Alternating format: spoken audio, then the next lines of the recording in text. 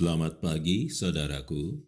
Hawewane, salam sejahtera dari Kristus Yesus Tuhan kita. Mengawali kegiatan kita hari ini, Kamis 28 Juli 2022, bersama Allah di waktu fajar. Judul renungan, namanya kudus dan dahsyat. Ayat firman Tuhan dalam kitab Mazmur 111 ayat 9. Dikirimnya kebebasan kepada umatnya, diperintahkannya supaya perjanjiannya itu untuk selama-lamanya. Namanya kudus dan dahsyat. Mari kita dengar ulasannya. Baik dalam kebaktian umum maupun kebaktian pribadi, adalah kesempatan kita bersujud di atas lutut kita di hadapan Tuhan ketika kita mempersembahkan permohonan kita kepadanya.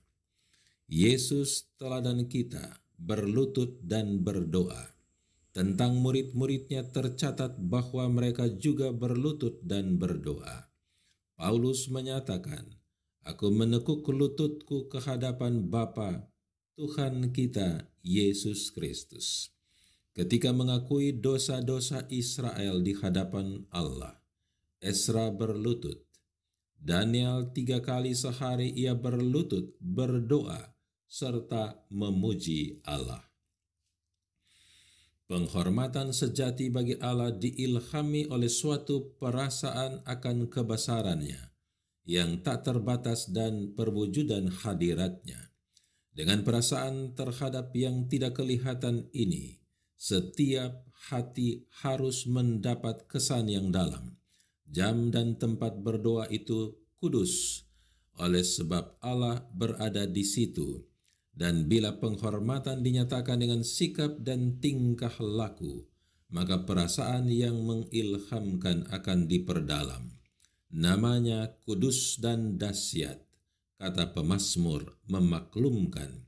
Malaikat-malaikat ketika mereka mengucapkan nama tersebut menutup wajah mereka. Jadi dengan penghormatan apa?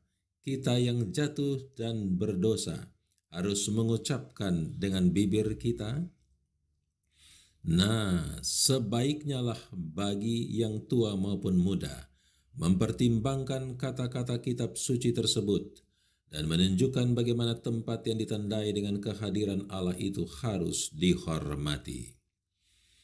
Bahasa yang melambung tinggi tidak cocok dalam doa.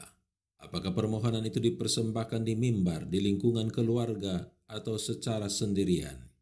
Khususnya orang yang berada di depan umum harus menggunakan bahasa yang sederhana supaya orang lain dapat mengerti apa yang dikatakan dan menyatu dengan permohonan itu. Inti renungan. Penghormatan terbesar dan terbaik harus diberikan kepada Bapa di sorga, dan hanya Dia yang layak dihormati karena namanya kudus dan dahsyat. Salah satu sikap tubuh terbaik adalah bertelut dalam doa dan dengan hati yang berserah penuh pada kehendaknya. Mari kita berdoa. Hanya kepadamu Bapa, kemuliaan dan hormat di tempat yang maha tinggi. Kami yang berdoa memuji kebesaran-Mu dan meninggikan Engkau karena penebusan-Mu yang tak dapat dibalas kecuali dengan mengakui bahwa nama-Mu kudus dan ajaib. Oleh Roh Kudus kami diajarkan, ya Bapa, di dalam nama Yesus kami berdoa. Amin. Demikian perenungan kita hari ini. Tuhan Yesus memberkati. Shalom.